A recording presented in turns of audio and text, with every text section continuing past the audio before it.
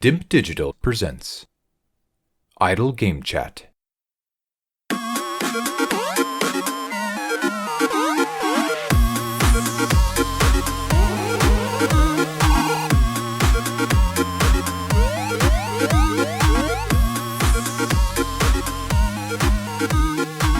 Hello, Apps here from Dimp Digital. Welcome to Idle Game Chat. This is the weekly video games podcast where we give our impressions of the games that you can play today and react to the latest news from the wonderful world of video games. We're here every Monday on your favourite podcast app and YouTube, absolutely free. This week I'm joined by the illustrious two-time Fantasy Gaming League champion and the MVP in 2020 for the Fantasy Gaming League. It's that man, it's Hall. How's it going? It is good. It is good. Thank you, sir. How are you? Yep, all good, thank you. Can't complain. Very good. So as the guys are listening or watching to this, unless they tune into the live stream, which no one does, we're slap bang in the middle of E3. And everyone's scrambling to get all the latest news and reactions and all that shit. And I thought, I ain't doing that. Break that up. I ain't doing that.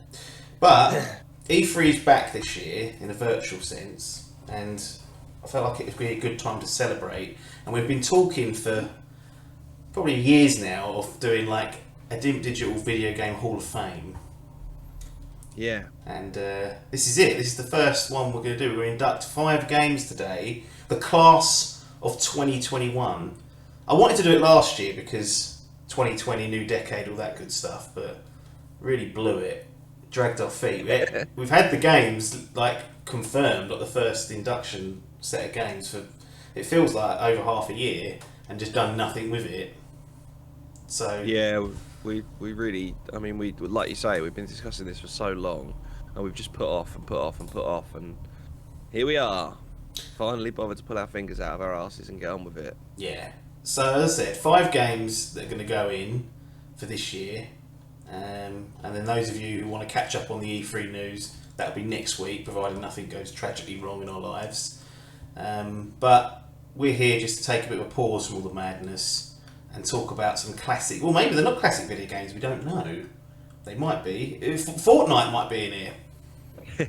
It'd be interesting to see whether, of the 5 games that we selected, whether there's any outcry of how's that made it in? You know, how's this been omitted? Because I mean, this is the inaugural class. This is theoretically the best 5 that in our tiny collective brains we could come up with.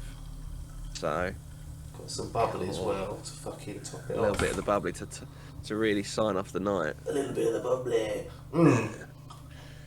That's an interesting point, because if on your first try you're getting it wrong, it's queries. It's the easiest one to do because questions are going to get asked. Yeah, I mean, I've looked over the list. I'm happy with everything that's on there. I think it's a great list. I think it's 5 games that I think it'd be difficult to argue against any of them going in to the Hall of Fame. I think people's only argument would be, are they the first class? Are they the first inductees into the, let's be honest, thoroughly well-regarded Dimp Digital Hall of Fame? Yeah, and my view was that it's an impossible task to pick like the 5 most deserving out of all the hundreds and thousands of games. Like, my view was like, would it get in one day?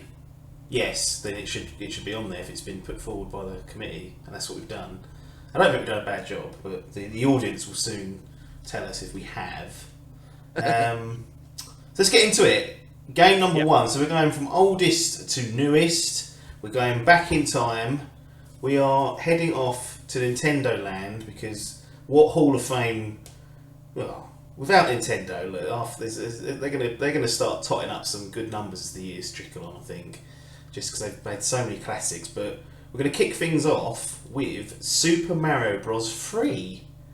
Now, those who are uninitiated or not familiar with this, they might be scratching their heads full and saying, well, hang on, that's number 3. Where's number 1? Where's number 2? So, I guess the opening sort of question is, how's 3 got in there first? What's number 3 done especially well that 1 and 2 perhaps didn't do and set the precedent and got into our illustrious Hall of Fame? Think so. To put it into some kind of context, let's be honest. All three of them are spectacularly good games. Yeah. There's no two ways about it.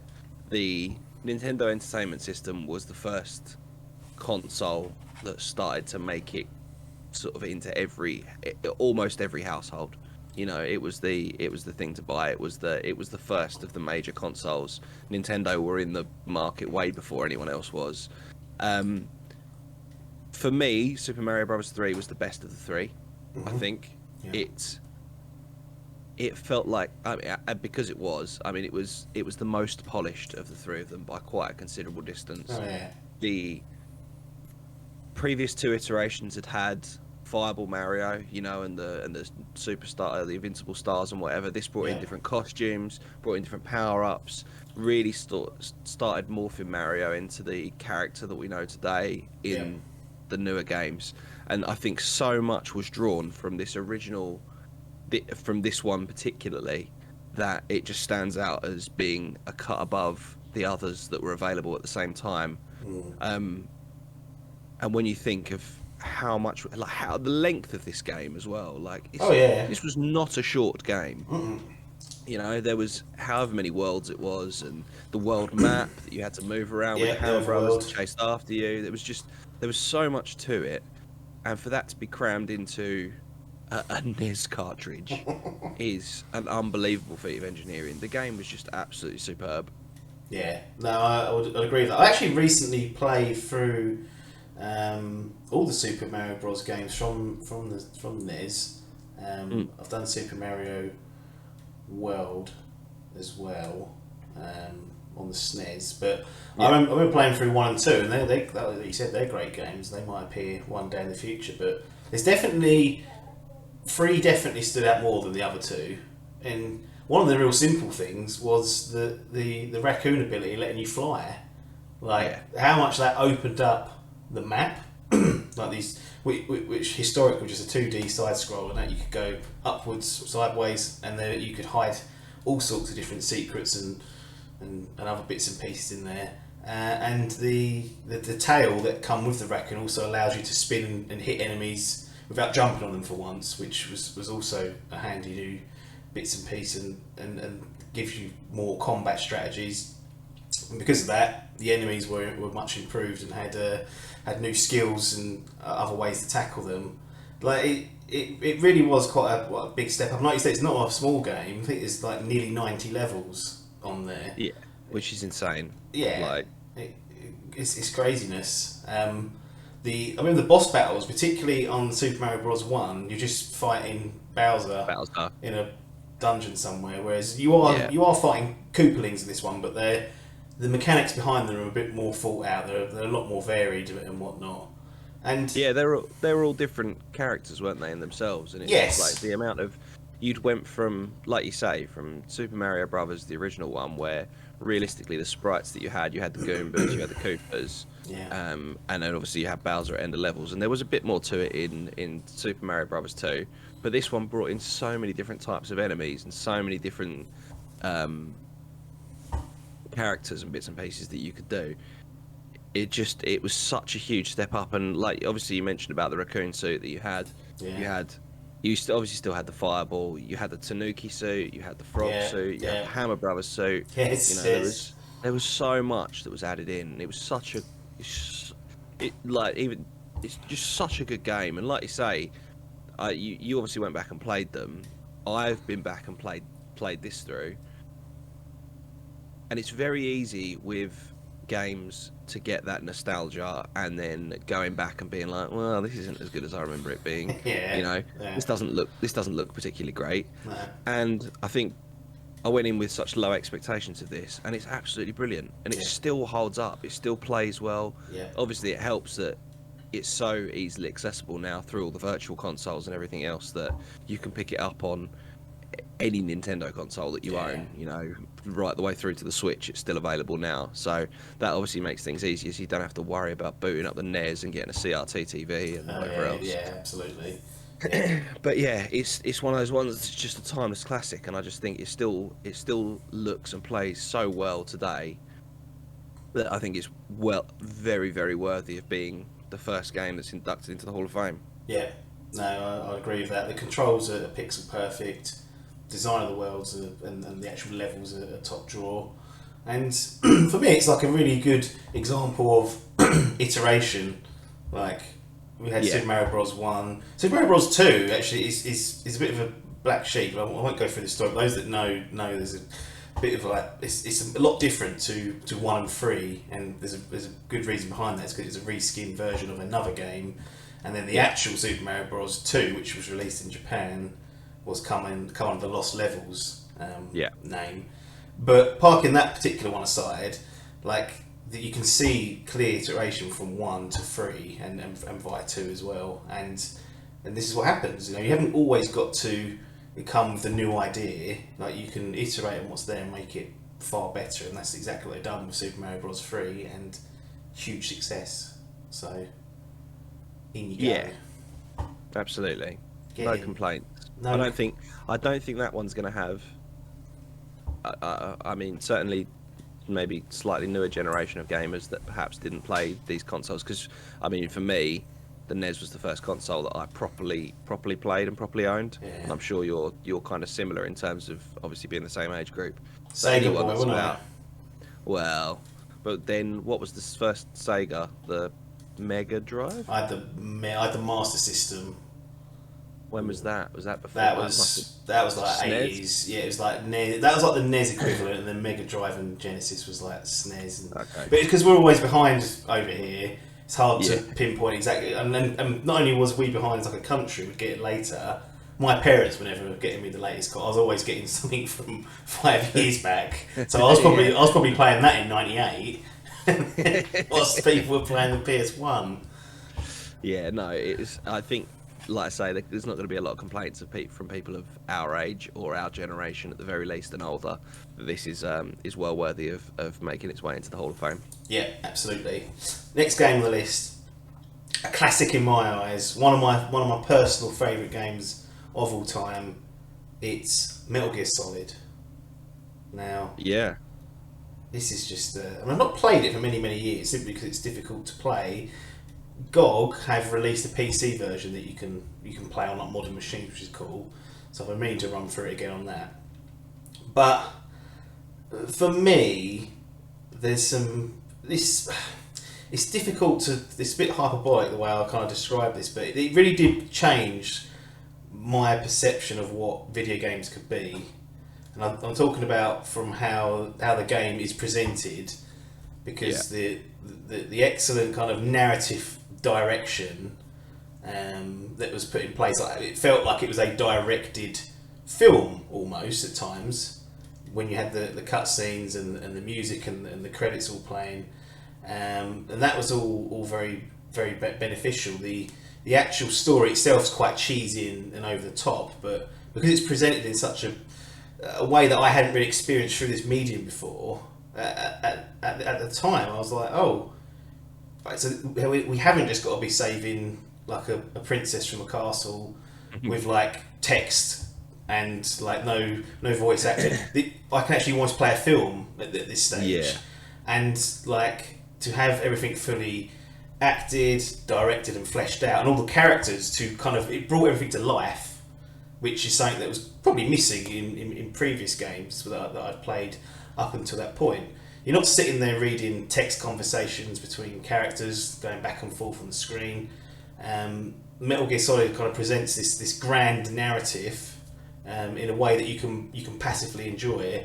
And really, I think what the main takeaway from Metal Gear Solid is, and this is without even sort of talking about the gameplay, is just that it really was the first game I was like immersed in. Like I felt like I was like there, connected to this game because it was presented in such a familiar kind of way in terms of its film production style. What Kojima did there, it felt big budget. It felt like playing a blockbuster title, which I couldn't say for many games sort of that I was playing at the time. Yeah, I think it's crazy to think that this was I say just, but just 10 years after well, not even that for us. It was 7 years after Super Mario Bros. 3. Yeah. And when you look at the difference between what was presented to us in terms of Super Mario Bros. 3 to Metal Gear, Yeah. or Metal Gear Solid, sorry, I should say. Yes. Don't get them confused again. No. But probably one of the first games, if not the first game, to have proper voice acting as part of it. Like, crazy to think back now. Like, when was the last time you played a game that didn't have voice dialogue in cutscenes, etc.? But that was groundbreaking. The fact that it was on the PlayStation, and PlayStation obviously ran CDs rather than cartridges, meant that so much more could be contained on that CD. And yeah, you had the loading screens and bits and pieces, or you needed save cartridges to go with it. But it was such a huge step on in terms of what could be done with that CD, including being able to just have a video file cutscene included. Was absolutely massive. It made a huge difference to what was happening with games. And this, you've only got, I mean, Kojima, say what you like about him, he's a crazy bastard. He's a mad fuck. And he's gone, you know, like Death Stranding is really him gone fucking berserk. But when you look at how many franchises have had the success, the unanimous success, time and time again, like the Metal Gear Solid series has. I mean, how many Metal Gear Solid games have there been now? Well, there's 5 numbered ones, but yeah, there's 10 plus, 12 plus, and they're not ones that ever get reviewed poorly. Like, you have some that are better than others, but they have consistently delivered. And it all stemmed from this. It all stemmed from this one. This was the one that started it all, that brought it to the masses. Yeah. No, I mean, no disrespect to Metal Gear that came before it on the NES and whatnot, but this was a different kettle of fish altogether. And it harnessed the technology that was available at the time. Like, you simply couldn't do this back when Metal Gear was developed, and this harnessed that. And it's kind of like after I played this, I was like, the other games can't get away with this throwaway attitude towards the narrative. This is now becoming a part of the game. And you look at where some of the best games of the last sort of few years, most of them have a really strong narrative direction. You have the likes of like The Last of Us Part 2, like 50% of that game's story based, give or take. God of War, fantastic game to play, but again, it's the story that probably kept a lot of people hooked. And for me personally, I trace a lot of that back to Metal Gear Solid for kind of making that change and showing the world what can happen if you present your story in a way that's familiar to audiences and they can gravitate towards and get stuck into. And, I think that's a good point. That it was one of those ones again that sort of took video games away from being something that children do to keep themselves occupied to no, this is a legitimate form of media that can be just as emotion like inducing as film or television. This is up there now. This is where the future's going to be, and like I say, it's set the way for a lot of other games, like you say, predominantly story driven games to be able to come in and do what they have done. And the game itself, like, I always remember on the box, or the CD case, I guess it was.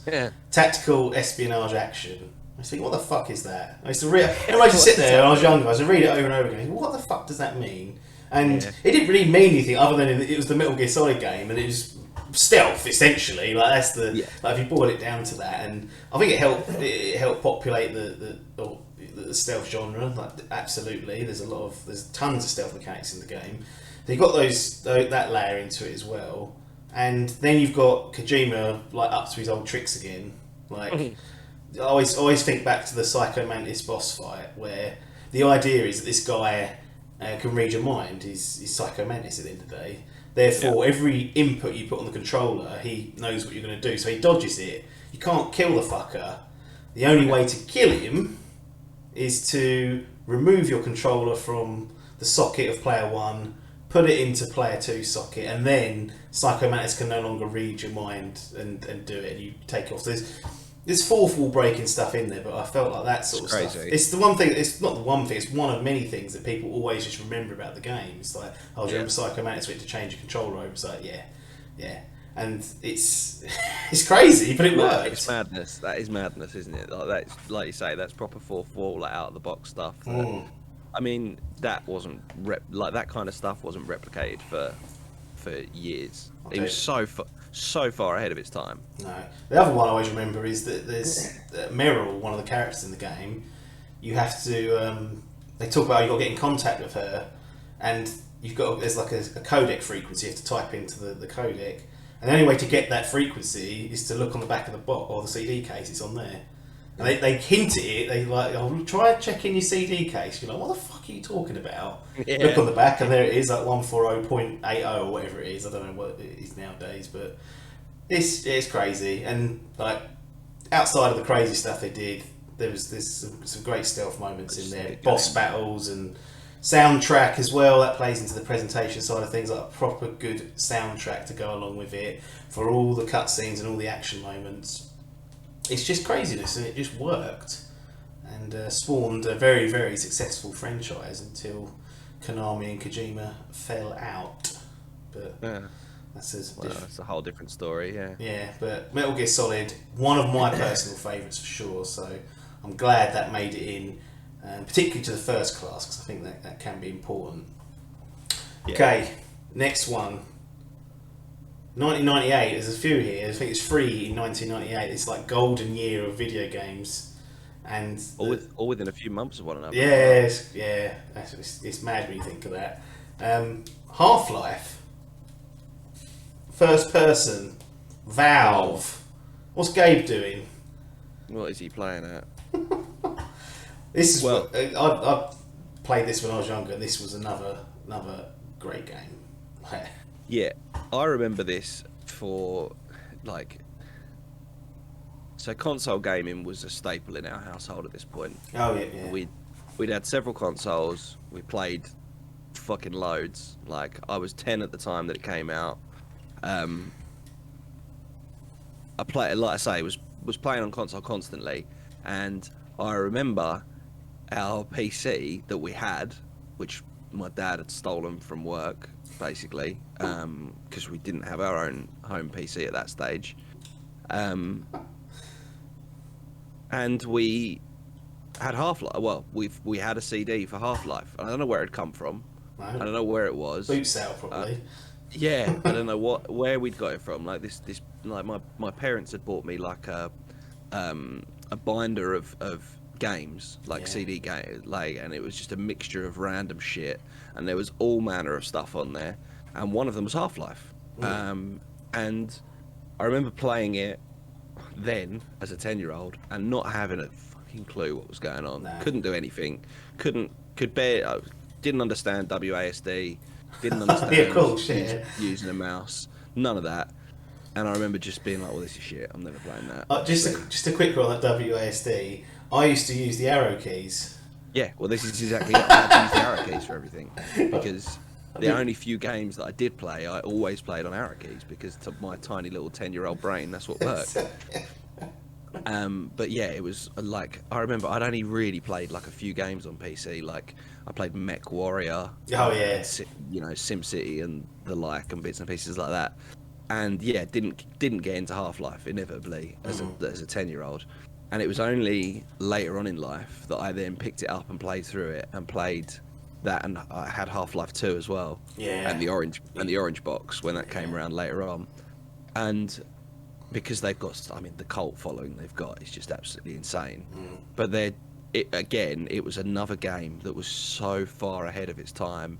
It was unbelievable. And it was another one that showed that video gaming is not just for kids to keep them entertained. This is an adult. This is a thing for adults. This game was for adults. There's no two ways about it. Yeah, I couldn't get through it without God mode. Yeah. I used to go to the console, bring that down. I remember I learned to do that, and then put God in, and it worked. One of the only this is another big point why Half-Life's in here, but one of the only reasons I actually went and got Half-Life was because at the time Counter-Strike was a mod of it. And the only way you could play Counter-Strike was have Half-Life installed. Through Half-Life. So I went to Half-Life to get Counter-Strike. I wasn't really interested. I was like, what's Half-Life? What's that? I want to play Counter-Strike. Everyone's talking about it at school. I want to play this. And then inevitably my fucking dial-up modem couldn't play it online. So I was like, right, this is no good. So I bungled on Half-Life, and I was like, what is this? This is like the base game. I could figure it out in my head. And I was just blown away. Like, as soon as I started playing it, okay, I couldn't complete it without God mode the first time, so that's fine. But I just loved the very open of this game. I fucking adore, because the game starts with like you, Gordon Freeman. You just start on a monorail going into work, and I'm like, so weird. I'm like, what's going on here? You travel past like various sectors of Black Mesa, and you kind of start getting an idea of what this place is. You get off the monorail, you check in at reception. They're like, Mr. Freeman, they need you in the science lab or wherever it is. The scientists and security guards are just having like idle chat with you. And what I didn't really realise at the time, the reason why I was so fascinated with this is because all those quiet moments, that whole opening area, and this is something that goes on throughout the game, it's building the world. But without me having to read something and for it to tell me and like spell it out, this is a research for you. Like, the game is doing it for me. It's communicating all this stuff to me. It's giving me it's communicating all the characters, who does what, and that is something that I didn't really take in until I played it a second time properly when I was much older. But you understand how Gordon fits into this place, and that's done throughout the game. Like, you do not have notes or collectibles to pick up. Like, there's none of that shit, no files and garbage like that. The whole thing plays out right in front of your eyes, pretty much uninterrupted throughout the whole game. And like, you can wander off from the conversations as well. Like, you've got the freedom to not listen to these birds. And that's the big thing for me. Like, when I look back and think, that's incredible, really. And not having to just have everything spelt out and said to you directly was just a really interesting way to build this world. And it's not a soldier story at all. It's a survival story at the end of the day. Like, you are scrabbling to survive, and they mix in some brilliant scripted set pieces. The AI with the alien, different types of aliens are all very different. They interact and attack you in different ways. And then you've got the humans who felt more advanced. They would use tools and they would team up. Then we could hear them communicating. It all felt ahead of its time, even when I played it again later on. And the one thing I always loved was the companions. Like, you could ask like a scientist or a security guard to come with you, and yes, it resulted in their death most of the time because they weren't cut out for it. But it was always great just having like a security guard with me.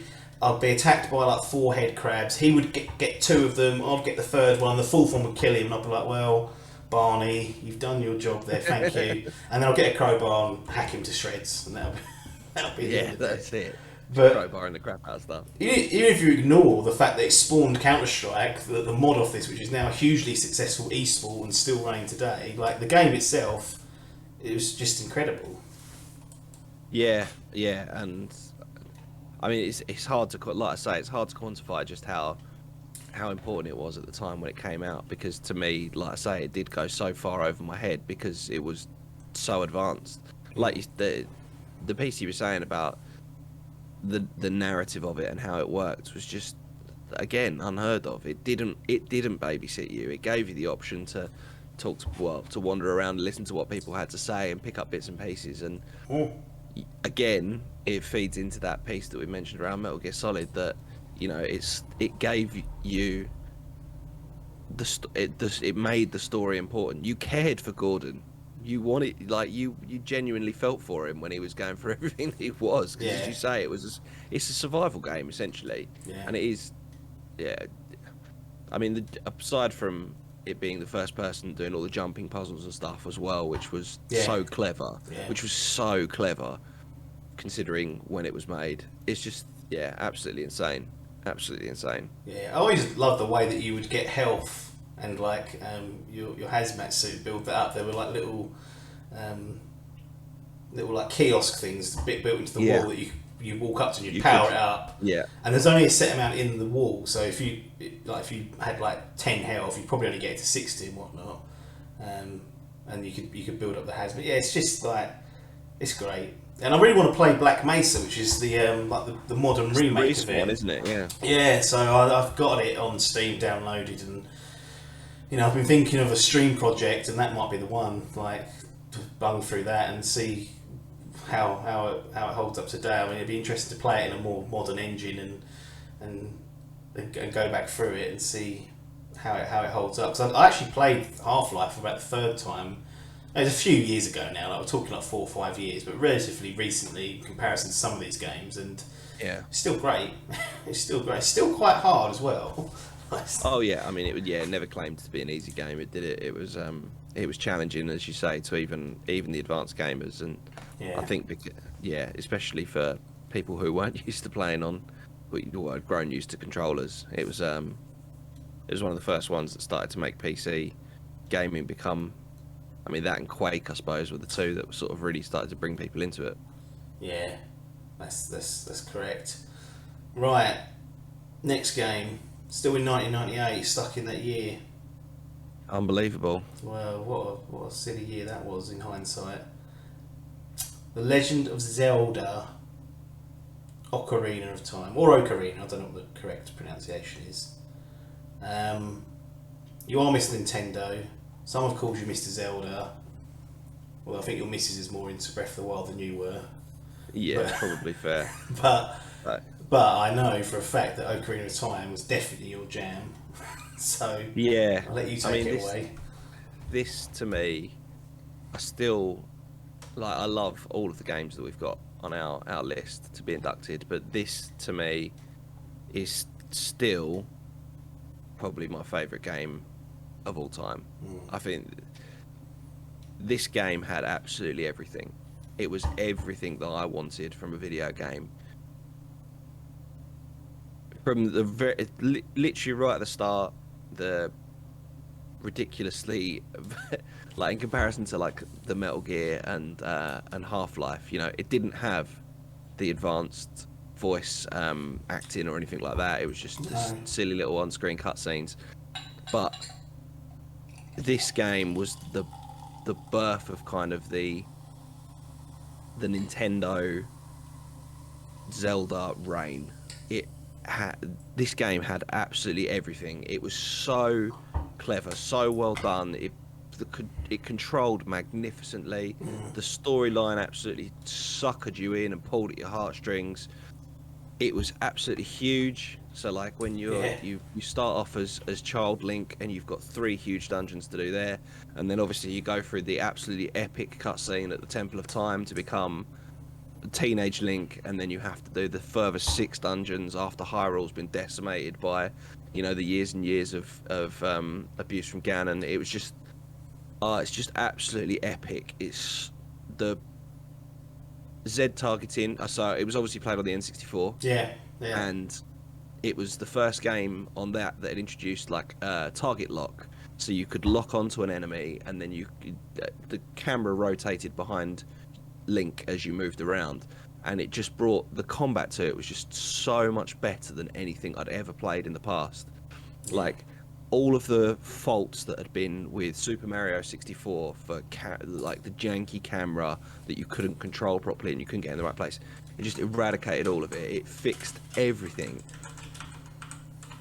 There was so many different items. You had your different costumes for when it was too hot or when you needed to go underwater. To me, like I say, the music on it was absolutely unbelievable. I cannot say enough good things about this game. It's absolutely, and there's a reason that this is regarded on most review sites as the best game of all time. Yeah, there's many reasons. There's tons of reasons. It's funny. I remember I was watching. So I played Breath of the Wild most recently out of all the Zelda games, and I thought it was good or decent. Like I think it wasn't like one of these. Oh, it's like Ocarina of Time. I wasn't quite in that camp. Like it was good. Yeah, but it wasn't the second coming. It kept ruining my swords. It kept breaking. well, annoying. Yeah, I can't even repair it. And then I remember I put Games Done Quick on. They're doing like one of their charity streams over a weekend and whatnot. And someone was doing Ocarina of Time. And then I was in the little starting village with the little dweebs. I can't remember what they're called. I'm sure you'll correct me. Those little The people from Kakariko Village. yeah, those little punks. But what I immediately kind of realised, what I noticed or struck out to me was it just in that it was like a minute's worth of gameplay because he was out there because he was skating backwards or doing whatever they do to speed through it. But immediately, like it felt like a Zelda game. Like I don't know what it was about Breath of the Wild, but just hearing that music playing and seeing that little village, I thought, this is what I remember from Zelda, not quite what Breath of the Wild has done. And like I played Ocarina of Time most recently on 3DS. They've done that little remaster / remake type job on that, and even on a little diddy bloody 3DS, the game's great. Oh yeah, you can plonk it on anything. You can put it on fucking Stadia. It'll probably be the bollocks. Yeah, it was great. It was still good on, and there was other releases of it as well. There was like the Master Quest version, which came out for GameCube, I want to say, where they changed the dungeons and made them more difficult. So the people like me who had played it as a 10-year-old and completed it as a 10-year-old, then had it again. You must have cheated to get through that. You must have had a walkthrough at 10. Oh, of course I did. I used to buy a Nintendo official magazine every single week, and they released a little, like, it was like an A5, or it must have been like an A6 scrap thing, and it was you got a part each week, right? And you had to buy like 20 weeks of worth course to get the full guide. Yes. I've still got them all. I've still got every single one of them, and I sat there with my brother and we just slowly plodded our way through this. And I remember I completed it with him, and then I completed it on my own, and then it got to the stage where I was going around friends' houses to help them complete it because they couldn't do it. Yeah. And it was just absolutely epic, and it was one that had loads of other bits that there was, in the opposite to Metal Gear, there was collectibles. There was the golden skeletons that you had to go back and collect. There was all the different items from all the different dungeons that you had to collect. There was the option to get the Bigoron sword, which most people didn't do. Nope. So everyone just kind of got the Master Sword and assumed that was the best sword in the game. But you could get a big two-handed sword, but that could break if you didn't do it correctly. And it was just like, there was loads of little hidden secrets that meant that you could go back and you could play it and you could do different bits and pieces again and again and again. And I mean, like you say, the speed runs of it for me are great fun because the game is just absolutely broken. You can see how many shortcuts Nintendo had to make when they were developing it because of the limited capacity they had on cartridges and the limited resources they had to work with the console and at the time that it came out. And I mean, that's just great. It's great to see why things were done in the way that they were, and like I say, the ways that speedrunners have found to break it, to me, is great. Yeah, I mean, one thing we haven't spoken about is that I know we've had at this time we've had Super Mario 64 in terms of like 3D, game, but really, Ocarina of Time's the one that makes that a reality for people in terms of an adventure in 3D that plays well, that looks well, and has all these other great features to go along with it. Yeah, I mean, was it? Arguably, you could say it was the first kind of proper open world game that was about. Yeah. I mean, you had to do the dungeons in a certain order because you had to get items from each one. You could explore as much as you wanted. Yeah. And you get a Epona, you get your horse, and then wander around in the fields of Hyrule, just doing whatever you wanted. There's a day-night cycle. The day-night cycle, the fishing competitions. Yeah. There was so much to this game. There was so much for the time that it came out, and it was again like we say, 1998, and you had Metal Gear, Half-Life, and this. What a year for gaming that is. When you look at this year, and what have we had so far? Wow, it takes Absolute two. Pish. Wow, yeah. Absolute fucking pish is what we've had. What a fucking golden era of gaming that is. Yeah, and like PC Master Race get their own game. Nintendo get their own game. PlayStation get their own. They've all. I was just about to say that. Like, that's 3 unique IPs across 3 different platforms Yeah. that were, I mean, it just gave everyone a reason to have, like, it. I mean, I didn't have a PlayStation 1, No. so I never played Metal Gear when it first came out, because that wasn't the done thing, was it? Like, No. we were, like, as you rightly said, I was lucky to have a console, let alone it be the most recent one, or having multiple consoles, like, just of the wasn't a different thing. companies. You were either a Sega child that then evolved into, generally went into PlayStation, or you were like me and you were a Nintendo baby. Yeah. And I had all the Nintendo consoles. And it's funny, like I say, what a time when you had all 3 of them come out that within months of each other. What an absolute time to be alive. an absolute luxury That is. to be given the 3 of them together. That is. I want to touch on the dungeons because they're obviously a huge part of all Zelda games, but I feel like particularly in Ocarina, just like the progression that and the puzzles, and like it will give you a little tool to work through, and you'll have to use that tool in that dungeon to get past it. They start off relatively easy, but they crank up the difficulty. They make these dungeons feel like events, and then there's always a boss at the end to take down as well, which has got a new spin on the mechanics. You're constantly learning stuff throughout the entire game. I mean, for me, the water temple always the water dungeon always sticks out for me. It took me fucking ages to get through that, and bearing in mind I was like adult, like well into my 20s at that point. I had more than enough, you'd think, intelligence to get through it, but I was like, I might have to look at a walkthrough here to get through this. I'm glad I didn't, but it was really giving me some grey hairs. I mean, some of the later ones, like you say, Water Temple. I mean, all the temples: Water Temple, the Fire Temple, Forest Temple. Yeah. There was the Shadow Temple where you got the Yeah. Eye of Truth, which was just like mind blowing to me. That you had this magnifying glass that you look through that showed you secrets. That's It's it. such a so simple, but such a clever idea, because at the time no one else was doing it. Of course they were. And No. yeah, it's those dungeons. Like, I mean, so as you mentioned earlier on, my wife has played all of the recent Zeldas. So Yeah. she's played the two on the Wii, the Wii U, and now Breath of the Wild on the Switch, and she's completed all of them. And when I say she's completed, I mean she's 100%ed them. She's absolutely sat down and really gone to town on them. Yeah. She tried to play The Legend of Zelda on 3DS and gave up because it was too difficult. And it's just like, it's a real testament to someone who knows the franchise incredibly well, and is arguably probably better than I am at the combat, especially in the later ones. Yeah. But these were tough games. This was a tough game. Yeah. Majora's Mask was another one that was it was a difficult game. It was punishing, and if you didn't know what you were doing, it was it was super easy to get lost in a dungeon for a long period of time. Oh yeah, that's where you spend. And really lose your shit over it. Oh yeah, you'd just be running around in circles, and then eventually you'd figure it out and think, oh, what? How did I not see that? I mean, at this point, this is what, the 4th or 5th Zelda that's come out. We've had Legend of Zelda, Adventure of Link, Link to the Past, Link's Awakening, then this.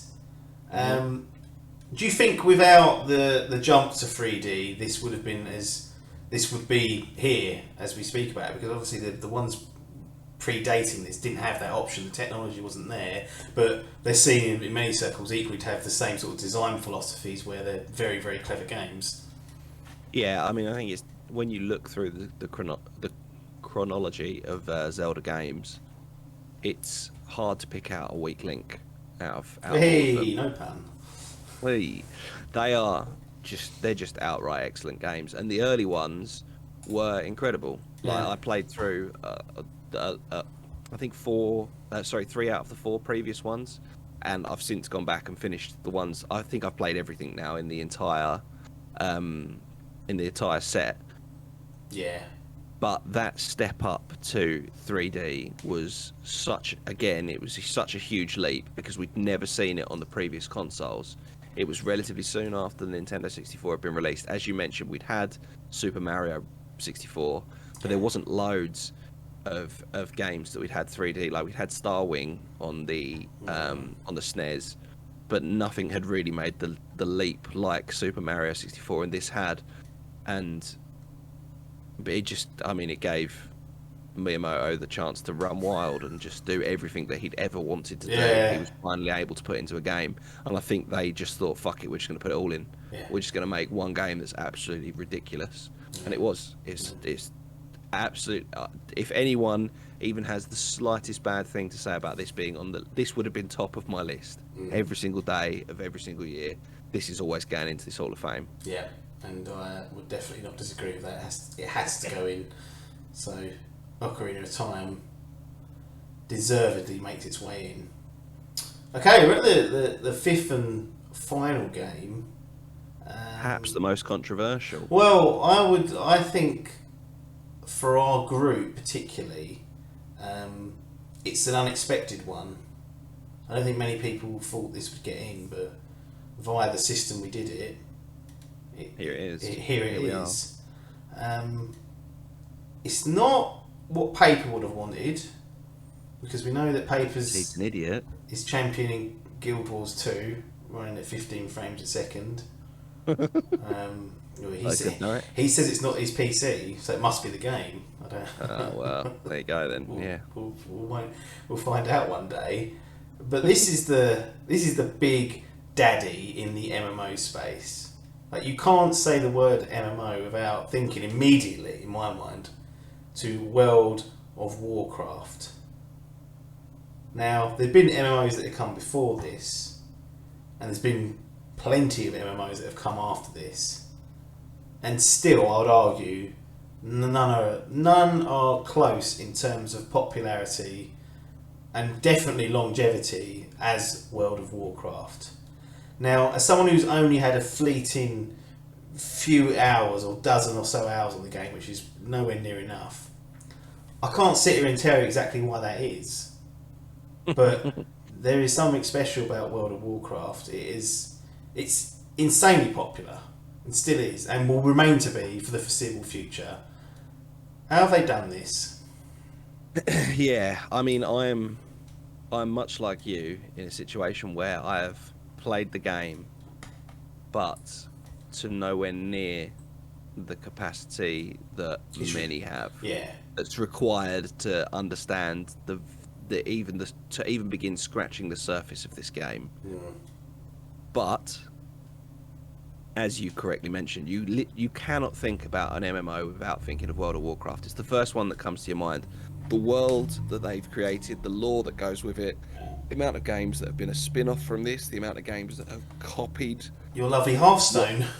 Yeah, exactly. The amount of games that have copied what World of Warcraft have done in the attempt of even getting a fraction of the popularity that this has is just absolutely insane. Yeah. I'm just looking here, like, it's grossed, so 2017 grossed over $9 billion. That's just absolutely insane. That must just be like more than every other game ever put together. Like, it's just absolutely mental. That is an obscene amount of money for a game that's got a monthly subscription service. Yeah. Which let's be honest, a lot of MMOs don't necessarily ask for that.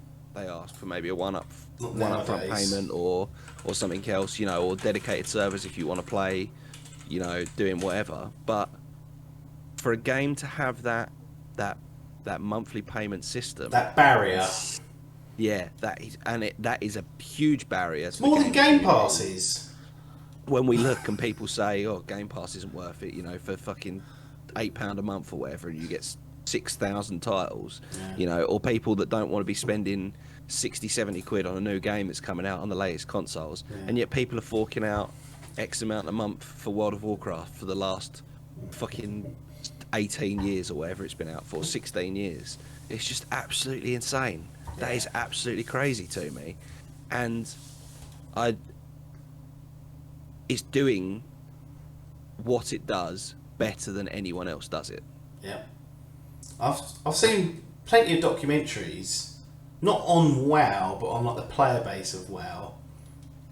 And the one thing that always struck me was that the game clearly, at some point, or maybe always, broke through that kind of like the niche kind of barriers that you put around it and say, oh, this is what a a subset of fantasy nerds. These are the amount of players that would play it, because this, no, like there's people who do not fall into that category whatsoever that were engulfed and infected with this particular game, and they're from all backgrounds. You know, it's not just you think a sweaty nerd in the basement. There's husbands and wives playing this together. There's people that have met through World of Warcraft and then gone on to have a relationship and married kids and all that stuff. There's groups of friends that have I mean, didn't Dave say they found Phil in World of Warcraft sitting outside Yeah, so many friendships made through a game, through guilds, through various bits and pieces. Like even super popular YouTube channels. Like I watch a lot of the Yogs. Well, I used to watch a lot of the Yogs cast, and they met through their World of Warcraft guild. Yeah. Like these are lifelong friendships that are getting made through this ridiculous game, and I mean, there's something to be said for that. Yeah, It's just there's absolutely something to be said for that. Let alone I mean, Blizzard. Really. I mean, what was their? This was their first kind of. I want to say it was their first kind of major outing. well, they've been knocking around on Nintendo consoles for a while. I always remember playing Lost Vikings and Rock and Roll Racing, but obviously at that time there's no way of easily identifying how big those hits were. I just enjoyed those games, but yeah, you know, wow. But this was their. Yeah, this was their we're coming to the party to make them recognised as the company they are today. Arguably one of the biggest around in terms of game development and game, like they're unbelievable, and that has stemmed from the success of World of War. I mean, how many of their games are spin-offs of World of Warcraft? Like we said, like Hearthstone, like Heroes of the Storm, you know, and even some of it flowing over into like the Diablo series and whatever else. They bring stuff in that cross-contaminates between their games. It's all come out of this one ridiculous game, and much like the only other company that I would say does almost as good a job as them is Rockstar, in that they continue to support the game and to update it. They've released an expansion every 2 years for the last 14 years. You know, they have consistently released and released and released, and they've raised the level cap, and they've done. Obviously, we've had WoW Classic that came out last year. Maybe they to try and bring in another wave of players to it, and you know, even we all kind of said, well, maybe we should give it a go. Well, yeah, Dave went back to it because he kind of all the expansions weaned himself off of it, and then they offered vanilla WoW, and he was like, well, I have to. I've got to get back into that. I have to go back. So there's no sign of this game slowing down anytime soon. Like I know people be like, oh, they just lost 1 million subscribers. I was like, yeah, but they've still got 4 or 5 million, like paying that every month. Like crazy, absolute insanity. And what I also love about WoW, and I know we've said about like you know, the people that meet through the games and bits and pieces, but like these stories that come up in game, like little things like Leroy Jenkins, you know, that came from it was a staged video of like people doing a World of Warcraft raid, and it became a viral sensation, and now then he was added to the game. He's been added to Hearthstone and bits and pieces. There was the story of the guys who leveled up just by killing boars out in the woods and whatever to make themselves a high enough level to do some of the higher grade challenges and whatever. So they were so overpowered when it came to doing other bits and pieces, just grinding and grinding and grinding. It became a South Park episode. This has had so much impact into like other aspects and areas of media, and like I say, these stories that have come out of this game, I just think that's absolutely brilliant. I think that's absolutely terrific that this has had so much of an impact on the world that we've grown up in. It's just absolutely crazy. Definitely the player stories, the relationships, and like the community surrounding World of Warcraft is amazing. I don't know, are you aware of the corrupted blood incident that happened within WoW? It's basically a virtual pandemic that happened within the walls of World of Warcraft. Only lasted a week or so, but they introduced a new raid, and the end boss could cast people with like a hit point draining debuff. It was contagious, and it was called Corrupted Blood. It only intended to last a few seconds, like whilst you're in battle, that you'd get it and be like, oh fucking hell. Well, and it was supposed to only function in this kind of new area where the raid was. But there's an oversight in the way they designed it, or the way they coded it, in that it allowed pets and minions to suffer from it, and that carried it outside of the zone, the intended zone, because they put it like only players can have it in this area, but they didn't think of like the minions and the pets.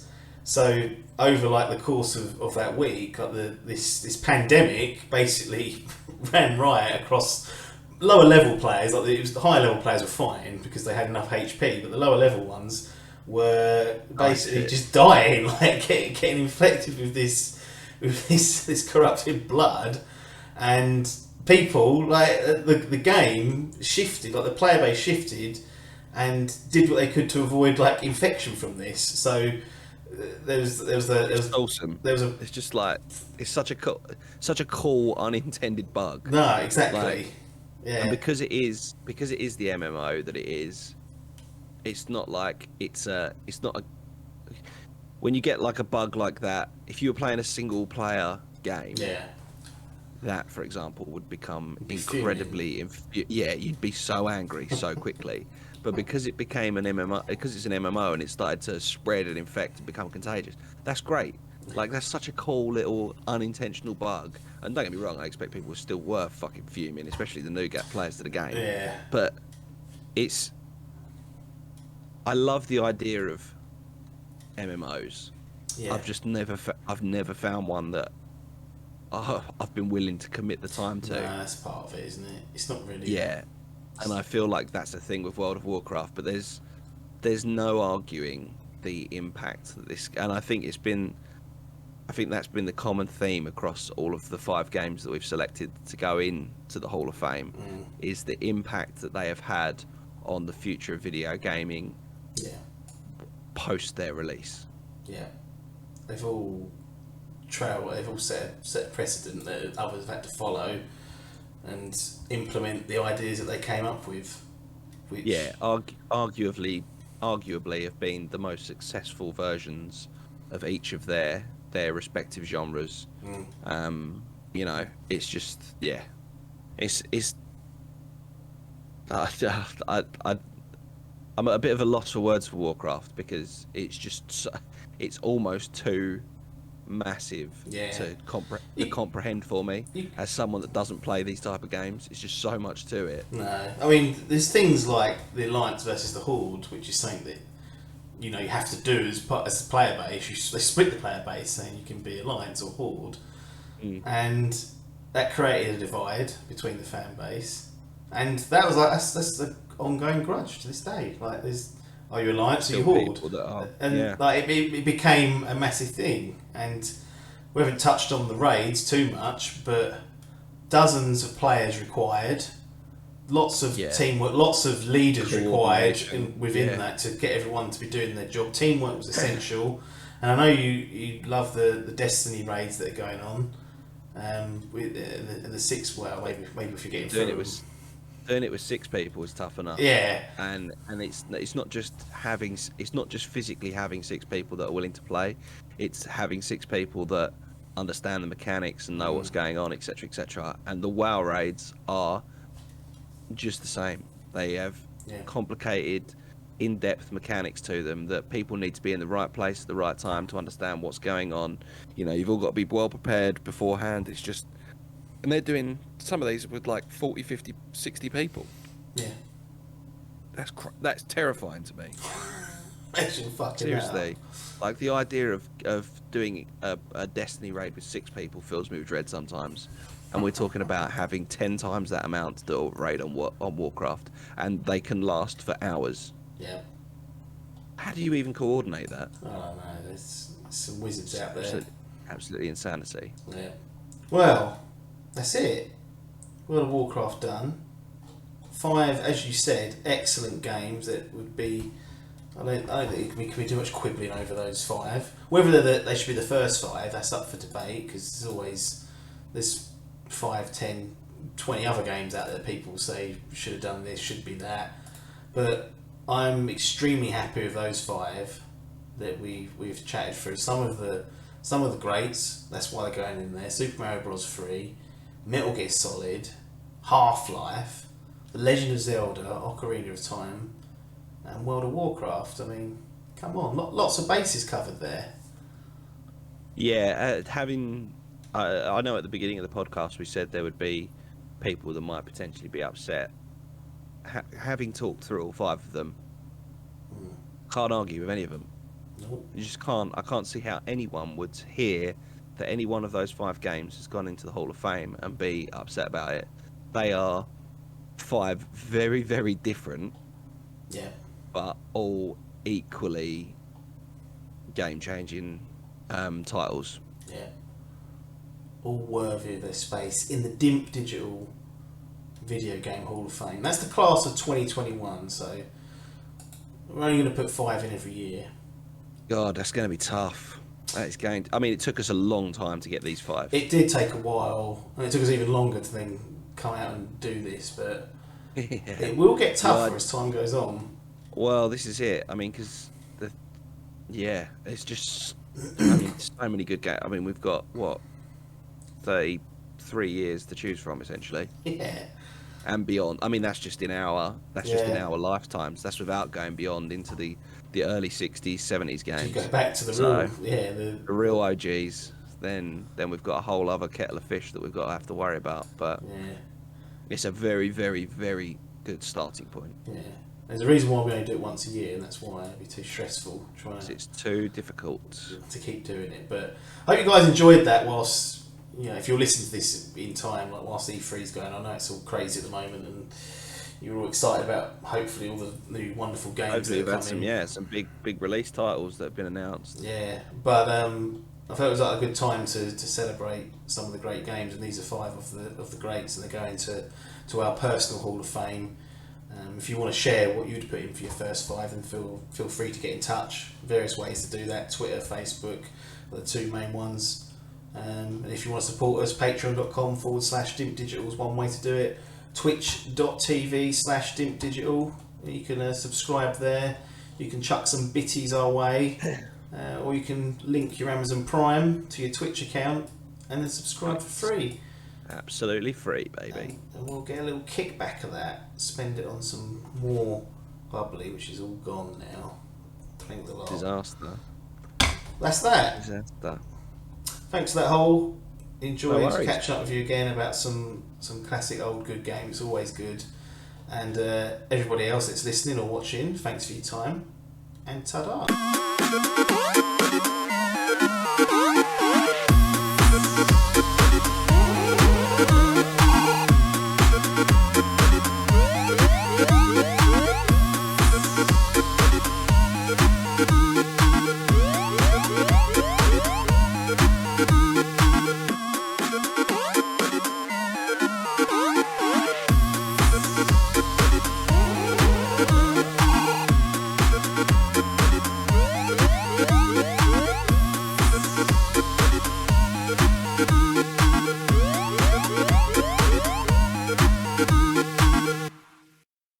This was a Dimp Digital production.